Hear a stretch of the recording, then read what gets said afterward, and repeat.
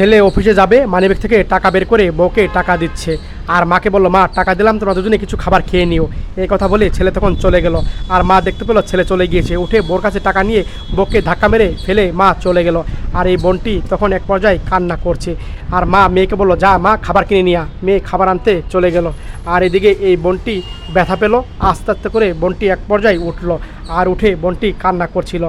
আর এদিকে খাবার কিনে নিয়ে আসলো। শাশুড়ি অনেক খুশি হলো। আর বোনটি দেখতে পেলো তারা খাবার কিনে সোফাতে বসে মজার মজার খাবার খাচ্ছিল, পাকুড়া। আর এদিকে এই বোনটি তখন দেখতে পেলো বোনটির অনেক ক্ষুধা লেগেছে, পেটে হাত দিল।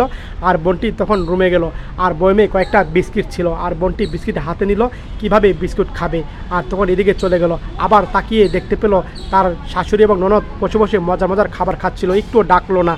আর বোনটি তখন রুমে চলে গেল। আর এক পর্যায়ে স্বামী আসলো। আর দেখতে পেলো স্বামী বউ দেখতে পেলো কান্না করছে। আর এদিকে বললো, আরে কী করছো তুমি? আর তখন এই বোনটি বিস্কুট খাচ্ছে কেন, খাবার খাও নাই? আর তখন বউ সব খুলে বলল, মা কী করেছে, কিভাবে কি করেছে। এইভাবে কল্পনা দেখিয়ে স্বামীকে সব কিছু বোঝালো।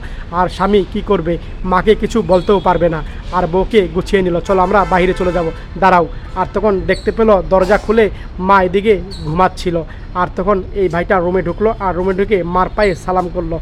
আর সালাম করলে তখন মাকে আর ডাকলো না। আর তখন এক পর্যায়ে চলে গেল বউ নিয়ে বাহিরে, মাকে কিচ্ছু বললো না, রাস্তায় বের হলো। আর তখন তারা চলে যাবে একদিকে। সত্যি মার প্রতি ভালোবাসা দেখে ভালো লাগলো।